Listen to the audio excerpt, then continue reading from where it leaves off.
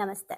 Oasis ಬದುಕು ಭಾವನೆ ಯಶಸ್ಸು ಬರಡಾದ ಬದುಕಿಗೆ 23 ಸ್ಫೂರ್ತಿಯ ಚಿಲುಮೆಗಳು ಬರ್ದಿರೋದು ಗಿರೀಶ ಶ್ರೀಪಾದ ಮೇವುಂಡಿ ಅವರು.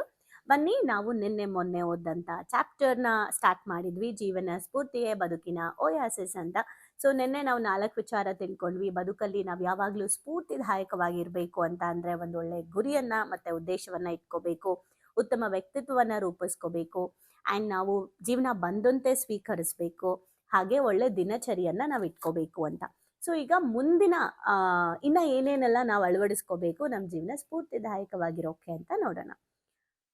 ನೆಕ್ಸ್ಟ್ 5ನೇ ಪಾಯಿಂಟ್. ಓಕೆ, ವೈಯಕ್ತಿಕ ಶಿಸ್ತು ಪಾಲನೆ, ಸೆಲ್ಫ್ ಡಿಸಿಪ್ಲಿನ್. ವೈಯಕ್ತಿಕವಾಗಿ ನಾವು ಕೆಲವು ಡಿಸಿಪ್ಲಿನ್ನ ಫಾಲೋ ಮಾಡಬೇಕು.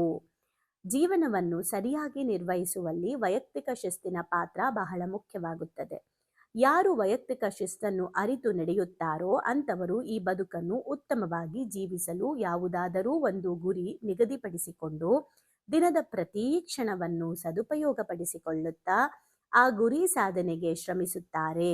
ಜೊತೆಗೆ ಅದಕ್ಕೆ ತಕ್ಕಂತೆ ಉತ್ತಮವಾದ ದೈಹಿಕ ಮತ್ತು ಮಾನಸಿಕ ಆರೋಗ್ಯವನ್ನು ವೃದ್ಧಿಸಿಕೊಂಡು ಯಶಸ್ವಿಯಾಗಲು, ಜೊತೆಗೆ ಜೀವನೋತ್ಸಾಹವು ಹೆಚ್ಚಲು ಈ ವೈಯಕ್ತಿಕ ಶಿಸ್ತು ಪಾಲನೆ ಪ್ರಯೋಜನಕಾರಿ ಆಗಿರುತ್ತದೆ. ಅಂದ್ರೆ ನಮಗೆ ನಮ್ಮದೇ ಆದಂತಹ ಸೆಲ್ಫ್ ಡಿಸಿಪ್ಲಿನ್ನ ಕೆಲವೊಂದನ್ನ ನಾವು ಫಾಲೋ ಮಾಡಬೇಕು. ಯಾರೋ ನಮ್ಮನ್ನ ನೋಡ್ತಾರೆ ಅಂತ, ಯಾರೋ ನಮ್ಮನ್ನ ಕೇಳ್ತಾರೆ ಅಂತ, ಯಾರಿಗೋ ಮೆಚ್ಚಿಸೋಕ್ಕೋಸ್ಕರ ನಾವು ಡಿಸಿಪ್ಲಿನ್ ರೊಟೀನ್ನ ಫಾಲೋ ಮಾಡೋದಲ್ಲ. ಡಿಸಿಪ್ಲಿನ್ನ ಅಂದ್ರೆ ಸೆಲ್ಫ್ ಡಿಸಿಪ್ಲಿನ್, ನಮ್ಮದೇ ಆದಂತಹ ಡಿಸಿಪ್ಲಿನ್. ಸಮಾಜಕ್ಕೋಸ್ಕರ ಫಾಲೋ ಮಾಡುವಂಥ ಡಿಸಿಪ್ಲಿನ್ ಬೇರೆ, ಕೆಲಸದಲ್ಲಿ ನಾನು ಫಾಲೋ ಮಾಡುವಂಥದ್ದೇ ಬೇರೆ. ಬಟ್ ಸೆಲ್ಫ್, ಯಾಕಂದ್ರೆ ಈಗ ಕೆಲಸ ಮಾಡೋರು ಯಾರು? ನಾವೇ. ಕೆಲವ್ರು ಹೇಗೆ ಗೊತ್ತಾ, ಕೆಲಸದಲ್ಲಿ ಸಿಕ್ಕಾಪಟ್ಟೆ ಡಿಸಿಪ್ಲಿನ್ ಇರ್ತಾರೆ. ಫಾರ್ ಎಕ್ಸಾಂಪಲ್, ಅವ್ರಿಗೆ ಯಾವ ಟೈಮಲ್ಲಿ ಏನು ವರ್ಕ್ ಕೊಟ್ಟಿರಬೇಕು ಆ ವರ್ಕ್ನ ಮುಗಿಸ್ಬೇಕು, ಅಷ್ಟು ಗಂಟೆಗೆ ಅಲ್ಲಿ ಹೋಗಬೇಕು, ಆ ಪ್ರಾಜೆಕ್ಟ್ ಮಾಡಬೇಕು, ಇದೆಲ್ಲ ಇರ್ತಾರೆ. ಆದರೆ ರಾತ್ರಿ ಮಲ್ಗೋ ಟೈಮು ಅವ್ರ ಕೈಯಲ್ಲಿರಲ್ಲ, ಬರೀ ಮೊಬೈಲ್ ಸ್ಕ್ರಾಲ್ ಮಾಡ್ತಾ ಇರ್ತಾರೆ. ಹೌದು, ಅವರ ಜಾಬಲ್ಲಿ ಅವರು ಒಳ್ಳೆ ಹೆಸರು ಮಾಡ್ತಾ ಇರಬಹುದು, ಬಟ್ ಅವರ ಹೆಲ್ತಲ್ಲಿ ಅವರು ಹೆಲ್ದಿ ಆಗಿರೋದಿಲ್ಲ. ಮತ್ತೆ ಹೇಗೆ ಬೇಕಾಗೆ ಮಲ್ಕೊಳ್ಳೋದು, ಯಾವಾಗ ಬೇಕಾವಾಗ ಎದ್ದೊಳ್ಳೋದು, ಆಮೇಲೆ ಒಂದು ಹೆಲ್ದಿ ಫುಡ್ ತಿನ್ನಲ್ಲ, ಒಂದು ಎಕ್ಸಸೈಸ್ ಮಾಡ್ತಾ ಇರಲ್ಲ, ಮೆಡಿಟೇಷನ್ ಮಾಡ್ತಾ ಇರೋದಿಲ್ಲ, ಯಾವುದು ಒಳ್ಳೆ ಅಭ್ಯಾಸಗಳೇ ಇರಲ್ಲ, ಸೆಲ್ಫ್ ಡಿಸಿಪ್ಲಿನೇ ಇಟ್ಕೊಂಡಿರಲ್ಲ. ಆದರೆ ಕೆಲಸದಲ್ಲಿ ಮಾತ್ರ ಇವರು ಸಖತ ಕೆಲಸ ಮಾಡ್ತಾರೆ ಅಂತ ಪ್ರಮೋಷನ್ ಆಗೋ ಚಾನ್ಸಸ್ಸು ಇರುತ್ತೆ.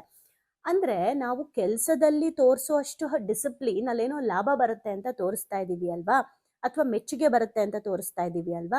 ಸ್ವಲ್ಪ ಸೂಕ್ಷ್ಮವಾಗಿ ಅಬ್ಸರ್ವ್ ಮಾಡಿ, ನೀವೇ ಇಲ್ಲ ಅಂತ ಅಂದ್ರೆ ಆ ಕೆಲಸದಲ್ಲಿ ಇನ್ನೇನ್ ಮಾಡಕ್ ಸಾಧ್ಯ? ಇವತ್ತು ನಾವು ಎಕ್ಸಾಂಪಲ್ ಏನಂದ್ರೆ, ತುಂಬಾ ಜನ ನಾವು ನೋಡ್ತೀವಿ.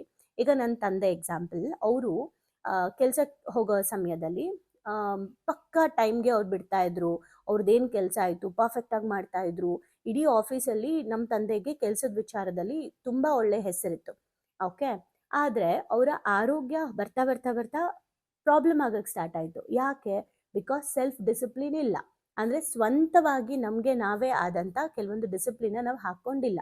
ಸೊ ದಟ್ ಕೆಲಸದಲ್ಲಿ ಡಿಸಿಪ್ಲಿನ್ ಇದೆ, ಹೊರಗಡೆ ಹೆಸರಿದೆ, ಬಟ್ ನನ್ನ ಒಳಗಡೆ ಮನಸ್ಸಿನಲ್ಲಿ ಆರೋಗ್ಯ, ಮಾನಸಿಕ ಆರೋಗ್ಯ ಮತ್ತೆ ದೈಹಿಕ ಆರೋಗ್ಯದಲ್ಲಿ ಪ್ರಾಬ್ಲಮ್ ಇದೆ. ಹಾಗಾಗಿ ನಾನು ಹೆಲ್ದಿ ಆಗಿದ್ರೆ, ನಾನು ಎಮೋಷ್ನಲಿ ಚೆನ್ನಾಗಿದ್ರೆ, ನಾನು ಮೆಂಟಲಿ ಚೆನ್ನಾಗಿದ್ರೆ ಆ ಥರ ಕೆಲಸ 100 ಮಾಡಬಹುದು ಅಲ್ವಾ. ಹಾಗಾಗಿ ವೈಯಕ್ತಿಕ ಶಿಸ್ತನ್ನ ನಾವು ಫಾಲೋ ಮಾಡೋದು ತುಂಬ ಇಂಪಾರ್ಟೆಂಟ್ ಆಗುತ್ತೆ. ಯಾರು ವೈಯಕ್ತಿಕ ಶಿಸ್ತನ್ನ ಫಾಲೋ ಮಾಡ್ತಿರ್ತಾರೆ ಅವರು ಯಾವಾಗಲೂ ಸ್ಫೂರ್ತಿದಾಯಕವಾಗಿರ್ತಾರೆ. ಬೇರೆಯವ್ರಿಗೋಸ್ಕರ ತೋರ್ಸಕ್ಕೋಸ್ಕರ ಅಲ್ಲ, ಒಳಗಡೆಯಿಂದಾನೇ ಅವರು ಸ್ಫೂರ್ತಿದಾಯಕವಾಗಿರ್ತಾರೆ. 6ನೇದು ದೃಷ್ಟಿಕೋನ ಬದಲಾವಣೆ. ಓಕೆ, ಪ್ರತಿಯೊಂದು ಸಮಸ್ಯೆಗಳನ್ನು ಗಂಭೀರವಾಗಿ ಪರಿಗಣಿಸಿ ಆ ಚಿಂತೆಯಲ್ಲೇ ಮುಳುಗಿರುವ ಅನೇಕ ಜನರನ್ನು ಕಾಣುತ್ತೇವೆ. ಪ್ರತಿಯೊಂದು ಸಮಸ್ಯೆಗಳನ್ನ ತುಂಬಾ ಡೀಪಾಗಿ ಯೋಚನೆ ಮಾಡಿ ಮಾಡಿ ಮಾಡಿ ಮಾಡಿ ಚಿಂತೆಯಲ್ಲಿ ಮುಳುಗೋಗ್ಬಿಟ್ಟಿರ್ತಾರೆ. ಅವ್ರಿಗೆ ಆ ಸಮಸ್ಯೆ ಬಿಟ್ರೆ ಅದ್ರ ಆಚೆ ಇನ್ನೊಂದು ಪ್ರಪಂಚ ಇದೆ ಅಂತಾನೆ ಗೊತ್ತಿರಲ್ಲ, ಆ ಲೆವೆಲ್ಗೆ ಅವರು ಮುಳುಗೋಗ್ಬಿಟ್ಟಿರ್ತಾರೆ. ಓಕೆ, ಹಾಗೆ ನೋಡಿದ್ರೆ ಸಮಸ್ಯೆಗಳು ಬದುಕಿನ ಅವಿಭಾಜ್ಯ ಅಂಗ. ಸಮಸ್ಯೆ ಬದುಕಿನಲ್ಲಿ ಒಂದು ಪಾರ್ಟ್, ಅದು ಒಂದು ಪಾರ್ಟ್. ಊಟದಲ್ಲಿ ಉಪ್ಪಿನಕಾಯಿ ಇದ್ದಂಗೆ ಸಮಸ್ಯೆ ಕೂಡ ಒಂದು ಸೈಡಲ್ಲಿ ಇರುತ್ತೆ, ಅದು ಒಂದು ಸ್ವಲ್ಪ ಆಯ್ತಾ. ನಾವೇ ಅದನ್ನ ಮೇನ್ ಊಟ ಮಾಡ್ಕೊಂಡ್ಬಿಟ್ಟಿರ್ತೀವಿ, ಮೇನ್ ಡಿಶ್ ಮಾಡ್ಕೊಂಡ್ಬಿಟ್ಟಿರ್ತೀವಿ. ಸೊ ಅವಿಭಾಜ್ಯ ಅಂಗ ಆಗಿದ್ದು ಅದನ್ನ ಎದುರಿಸಲೇಬೇಕಾದ ಅನಿವಾರ್ಯ ಪ್ರಸಂಗಗಳು ಬರಬಹುದು, ಬರುತ್ತೆ ಕೂಡ. ಹಾಗಾಗಿ ಈ ಸಮಸ್ಯೆಗಳತ್ತ ನಮ್ಮ ದೃಷ್ಟಿಕೋನವನ್ನ ಮೊದಲು ನಾವು ಬದಲಾಯಿಸ್ಕೋಬೇಕು. ಸಮಸ್ಯೆಗಳನ್ನು ಅನಿವಾರ್ಯದ ಅತಿಥಿಗಳಂತೆ ಅಥವಾ ಸವಾಲಿನಂತೆ ಸ್ವೀಕರಿಸಿದಲ್ಲಿ ಅವುಗಳನ್ನು ಎದುರಿಸುವ ಛಾತಿ ಬೆಳೆಯುತ್ತದೆ ಅಲ್ಲದೆ ಈ ಸಮಸ್ಯೆಗಳಿಗೆ ಎಕ್ಸ್ಪೈರಿ ಅವಧಿ ಇದೆ ಎಂಬ ಭಾವನೆ ಮೂಡಿ ಮನಸ್ಸು ಸ್ವಲ್ಪ ಆರಾಮಾಗತ್ತೆ. ಸಮಸ್ಯೆಗಳಿಂದ ಆಗುವ ಋಣಾತ್ಮಕ ಪರಿಣಾಮ ಅಂದ್ರೆ ನೆಗೆಟಿವ್ ಪರಿಣಾಮ, ಕಾನ್ಸಿಕ್ವೆನ್ಸ್ ಏನಿದೆ ಅದನ್ನ ನಾವು ನಿಯಂತ್ರಿಸಬಹುದು. ನೋಡಿ, ತುಂಬಾ ಜನ ಇದನ್ನ ಡೆಫಿನೆಟ್ಲಿ ನಾನು ಪ್ರೌಡಿಂದ ಹೇಳ್ತೀನಿ. ನಮ್ಮ ಭಾವನೆಗಳಿಗೊಂದು ಶಾಲೆಯಲ್ಲಿ ಯಾರು ಡೈಲಿ ಕಲಿತಾ ಇದ್ದಾರೆ, ಯಾರು ಅಪ್ಲೈ ಮಾಡ್ಕೊಳ್ತಾ ಇದ್ದಾರೆ, ಅವರು ಈ ಒಂದು ಕಾನ್ಸೆಪ್ಟ್ನ ಡೆಫಿನೆಟ್ಲಿ ಶಿಫ್ಟ್ ಮಾಡ್ಕೊಂಡಿರ್ತಾರೆ ಅವರ ವ್ಯೂ ಪಾಯಿಂಟ್. ಅಂದ್ರೆ ಇಡೀ ಅವರ ಎಂಟೈರ್ ಲೈಫಲ್ಲಿ ನನ್ನ ಗಂಡ ನನ್ನ ಅತ್ತೆ ತುಂಬಾ ನನಗೆ ಪ್ರಾಬ್ಲಮ್ ಕೊಡ್ತಾ ಇದ್ದಾರೆ ಅನ್ನೋ ಒಂದು ಕಲ್ಪನೆಯಲ್ಲಿ ಇರ್ತಾರೆ. ಆದ್ರೆ ಅವರ ದೃಷ್ಟಿಕೋನವನ್ನ ಬದಲಾಯಿಸ್ಕೊಂಡ್ಮೇಲೆ ಆ ಅತ್ತೆ ಮತ್ತೆ ಗಂಡ ಅವರೇ ಇದ್ರೂ ಸಹ ಇವರ ಒಂದು ಸಮಸ್ಯೆ ಕಡಿಮೆ ಆಗಿರುತ್ತೆ. ಅದು ಹೇಗೆ? ಅದೆಲ್ಲ ವ್ಯೂ ಪಾಯಿಂಟ್ ಬದಲಾಯಿಸ್ಕೊಂಡ್ರೆ ಸಾಧ್ಯ. ಅದು ಹೇಗೆ ಬದಲಾಯಿಸ್ಕೋಬೇಕು? ಖಂಡಿತ ಕಲಿಬೇಕು. ಬಿಕಾಸ್ ನಾನಿಲ್ಲಿ 1 ನಿಮಿಷ 10 ನಿಮಿಷದಲ್ಲಿ ಎಕ್ಸ್ಪ್ಲೇನ್ ಮಾಡೋ ಅಂಥದ್ದಲ್ಲ ಅದು. ಅದನ್ನ ಅಳವಡಿಸ್ಕೋಬೇಕು. ಸೊ ನಾವು ಬದುಕನ್ನ ನೋಡೋ ದೃಷ್ಟಿಕೋನವನ್ನ ಬದಲಾಯಿಸ್ಕೊಂಡಾಗ ನಮ್ಮ ಸಮಸ್ಯೆಗಳು ನಮಗೆ ಬಹಳ ಚಿಕ್ಕದು ಅಂತ ಅನ್ಸುತ್ತೆ. ಯಾವಾಗ ಸಮಸ್ಯೆ ಚಿಕ್ಕದು ಅಂತ ಅನ್ಸುತ್ತೆ ಆಗ ಅದನ್ನ ಸಾರ್ಟ್ ಔಟ್ ಮಾಡಕ್ಕೆ ಈಸಿ ಆಗುತ್ತೆ. ಹಾಗೆ ಒಂದು ಭಾವನೆ ನಮಗಿರ್ಬೇಕು, ಎಲ್ಲಾ ಪ್ರಾಡಕ್ಟ್ಗೂ ಹೇಗೆ ಎಕ್ಸ್ಪೈರಿ ಇದೆಯೋ ಹಾಗೆ ಸಮಸ್ಯೆಗಳಿಗೂ ಕೂಡ ಎಕ್ಸ್ಪೈರಿ ಇದೆ. ಸೊ ಅದು ಕೂಡ ಎಕ್ಸ್ಪೈರಿ ಆಗುತ್ತೆ. ಸೊ ಹಾಗಾಗಿ ಆ ಒಂದು ದೃಷ್ಟಿಕೋನದಿಂದ ನಾವು ಜೀವನನ ನೋಡ್ಬೇಕು. ಹಾಗೆ ಸಮಸ್ಯೆ ಅನ್ನೋದು ಜೀವನದಲ್ಲಿ ಬರುವಂತಹ ಒಂದು ಬದುಕಿನ ಅವಿಭಾಜ್ಯ ಅಂಗ ಅಂತ ಅನ್ಕೊಬೇಕು. ಅದು ಒಂದು ಪಾರ್ಟ್ ಅಂತ ಅನ್ಕೊಬೇಕು. ಅವಾಗ ನಾವು ಅದನ್ನ ಎದುರಿಸಬಹುದು. ಸೊ ಇದನ್ನ ನಾವು ಅಭ್ಯಾಸ ಮಾಡೋದ್ರಿಂದ ನಮ್ಮ ಲೈಫಲ್ಲಿ ನಮ್ಗೆ ಯಾವಾಗಲೇ ನಾವು ಬೇಜಾರಾಗಿ ಕುಗ್ಗಕ್ಕೆ ಹೋದ್ರೂ ಕೂಡ ನಾವು ಸ್ಫೂರ್ತಿದಾಯಕವಾಗಿ ಬದುಕಬಹುದು. ನಮಗೆ ನಾವೇ ಇನ್ಸ್ಪೈರ್ ಮಾಡ್ಕೋಬಹುದು ಮತ್ತೊಮ್ಮೆ. ನೆಕ್ಸ್ಟ್, ಇಲ್ಲಿ ಯಾವುದು ಶಾಶ್ವತವಲ್ಲವೆಂಬ ಭಾವನೆಯ ಅಳವಡಿಕೆ. ಈ ಸತ್ಯ ನಾವು ಅರ್ಥ ಮಾಡ್ಕೊಬೇಕು. ಇಲ್ಲಿ ಯಾವುದೂ ಶಾಶ್ವತ ಅಲ್ಲ ಅಂತ ಯಾರು ನಿಜವಾಗ್ಲೂ ಅರ್ಥಕೊಂಡಿರ್ತಾರೆ ಅವ್ರು ಮಾತ್ರ ನೆಮ್ಮದಿಯಿಂದ ಬದುಕೋಕೆ ಸಾಧ್ಯ. ಹಾಗೆ ಇಲ್ಲಿ ಯಾವುದು ಶಾಶ್ವತ ಅಲ್ಲ ಅನ್ನೋ ಸತ್ಯವನ್ನ ಯಾರು ಒಪ್ಕೊಂಡಿರ್ತಾರೆ, ಸತ್ಯ ಗೊತ್ತಿರೋದು ಬೇರೆ, ನನ್ಗೆ ಗೊತ್ತು ಈ ಯಾವುದು ಶಾಶ್ವತ ಅಲ್ಲ ಅಂತ, ಬಟ್ ಅದನ್ನ ಎಷ್ಟು ಮಟ್ಟಿಗೆ ಒಪ್ಕೊಂತೀವಿ ನಾವು, ನಮ್ಗೇನಾದ್ರೂ ಆದಾಗ, ನಮ್ಮವ್ರಿಗೇನಾದ್ರೂ ಆದಾಗ ಅನ್ನೋದು ಇಂಪಾರ್ಟೆಂಟ್. ಯಾರು ಏನೇ ಆದ್ರೂ ಯಾವುದು ಶಾಶ್ವತ ಅಲ್ಲ ಅನ್ನೋ ಭಾವನೆಯ ಅರ್ಥ ಮಾಡ್ಕೊಂಡು ಅದನ್ನ ಒಪ್ಕೊಂಡಿರ್ತಾರೆ ಅವರು ಅವ್ರ ಜೀವನದಲ್ಲಿ ಯಾವಾಗ್ಲೂ ಇನ್ಸ್ಪೈರ್ ಆಗಿರ್ತಾರೆ. ಅವ್ರಿಗವರೇ ಇನ್ಸ್ಪಿರೇಷನ್ ಮಾಡ್ಕೊಳ್ತಾರೆ. ಬದುಕಿನಲ್ಲಿ ಸಿಗುವ ಸುಖ ಹಾಗೂ ದುಃಖಗಳು ಅನಿರೀಕ್ಷಿತವಾಗಿದ್ದು ಸುಖ ಬಂದಾಗ ಅದು ಸುಖವೆಂದು ಗೋಚರವಾಗದೆ ಸುಖದ ಸಮಯ ಶೀಘ್ರವೇ ಮಂಜಿನಂತೆ ಕರಗಿ ಹೋಗುತ್ತದೆ. ಆದರೆ ಅದೇ ದುಃಖ ಅಥವಾ ಕಷ್ಟದ ಸಮಯದಲ್ಲಿ ಈ ಜೀವನವೇ ಬೇಡ ಎನಿಸುವ ಭಾವನೆ ಮೂಡುತ್ತದೆ. ಸಮ್ಟೈಮ್ಸ್ ನಮ್ಮ ಜೀವನದಲ್ಲಿ ಎಷ್ಟೊಂದು ಒಳ್ಳೇದನ್ನ ನಡಿಬೇಕಾದ್ರೆ ನಮಗೆ ಏನೂ ಅನಿಸ್ತಾನೆ ಇರೋದಿಲ್ಲ, ಏನೋ ನಡೀತಿದೆ ನಮ್ಮ ಲೈಫಲ್ಲಿ ಅಂತ ಅದನ್ನ ಗಮನಿಸ್ತಾನೆ ಇರೋದಿಲ್ಲ.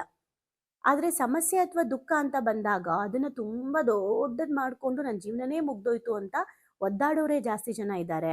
ಈ ಜೀವನದಲ್ಲಿ ಕಷ್ಟದ ಸಮಯವೇ ಹೆಚ್ಚು ನೋವಿನಿಂದ ಕೂಡಿದ್ದು, ಆದರೆ ಇಲ್ಲಿ ಯಾವುದು ಶಾಶ್ವತ ಅಲ್ಲ ಹಾಗೂ ಎಲ್ಲದಕ್ಕೂ ಕೊನೆ ಇದೆ ಹಾಗೂ ಈ ಸಮಯ ಕಳೆದು ಮುಂದೆ ಒಳ್ಳೆಯ ದಿನಗಳು ಬಂದೇ ಬರುತ್ತದೆ ಅನ್ನೋ ಭರವಸೆ ಮೂಡಿದ್ದಲ್ಲಿ ನಿರಾಳತೆ ಮೂಡುತ್ತದೆ. ಸೊ ಈ ಮೇಲಿನ ಎಲ್ಲ ಸಂಗತಿಗಳನ್ನು ನಾವು ನೋಡ್ಕೊಂಡಾಗ ಜೀವನ ಒಂದು ಸುಖ ದುಃಖಗಳ ಮಿಶ್ರಣವಾಗಿದೆ.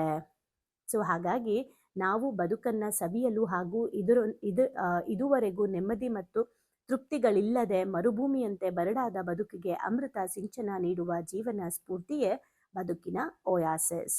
ಬರೀ ಸಮಸ್ಯೆಗಳ ಕುರಿತು ಚಿಂತಿಸುತ್ತಾ ಕುಳಿತುಕೊಳ್ಳುವಷ್ಟು ದೊಡ್ಡ ಬದುಕು ನಮ್ದಲ್ಲ. ಬರೀ ಸಮಸ್ಯೆಗಳನ್ನ ಯೋಚನೆ ಮಾಡ್ಕೊಂಡು ಕೂತ್ಕೊಳ್ಳೋ ಅಷ್ಟು ದೊಡ್ಡ ಬದುಕು ನಮ್ದಲ್ಲ. ಸಾಧ್ಯವಿದ್ದಷ್ಟು ಚೆನ್ನಾಗಿ ಬದುಕು ಬಿಡಿ ಅಂತ ಹೇಳ್ತಿದ್ದಾರೆ. ಸೊ ನಮ್ಮ ಜೀವನದಲ್ಲಿ ನಾವೇ ನಮಗೆ ಇನ್ಸ್ಪೈರ್ ಮಾಡ್ಕೊಬೇಕು. ಯಾವುದೇ ಸಂದರ್ಭದಲ್ಲಿ, ಎಂತಹ ಒಂದು ನೋವಿನ ಸಂದರ್ಭದಲ್ಲಿ, ಎಲ್ಲವನ್ನು ಕಳ್ಕೊಂಡೆ ಅನ್ನೋ ಸಂದರ್ಭದಲ್ಲೂ ಕೂಡ ನಮಗೆ ನಮ್ಮ ಜೀವನದ ಉದ್ದೇಶದ ಬಗ್ಗೆ ಗಮನ ಇದ್ದಾಗ ನಮಗೆ ಜೀವನ ಮುಗ್ದೋಯ್ತು ಅಂತ ಅನ್ಸಲ್ಲ. ಹಾಗೆ ನಮ್ಮ ವ್ಯಕ್ತಿತ್ವ, ನಮ್ಮ ಪರ್ಸ್ನಾಲಿಟಿ ಡೆವಲಪ್ ಮಾಡ್ಕೊಳ್ತಾ ಹೋದಾಗ ನಮಗೆ ಯಾವುದು ಕಷ್ಟ ಅಂತ ಅನ್ಸಲ್ಲ.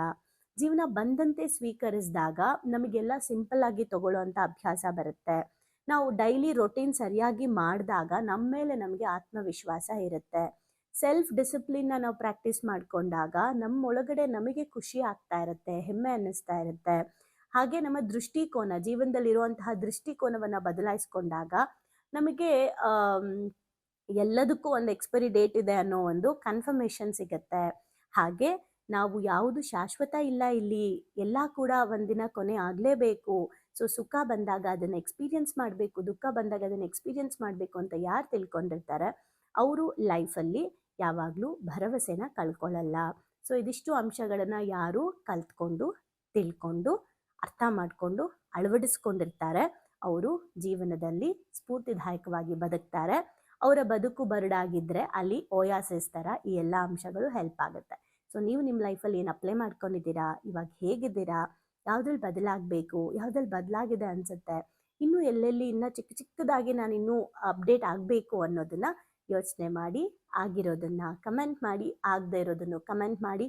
ಬಿಕಾಸ್ ಆಗದೆ ಇರೋದು ಕಮೆಂಟ್ ಮಾಡಿದಾಗ ನಮ್ಮ ಮೈಂಡಿಗೆ ಅರ್ಥ ಆಗುತ್ತೆ ನಾವಿನ್ನೂ ಮಾಡ್ಕೊಬೇಕಾಗಿರೋದು ಯಾವುದು ಅಂತ. ಸೊ ಬರೀ ಸಮಸ್ಯೆಗಳ ಬಗ್ಗೆ ಯೋಚನೆ ಮಾಡ್ತಾ ಟೈಮ್ ವೇಸ್ಟ್ ಮಾಡಬೇಡಿ, ಇರೋದೊಂದು ಜೀವನ ಚೆನ್ನಾಗಿ ಬದುಕ್ಬಿಡಿ.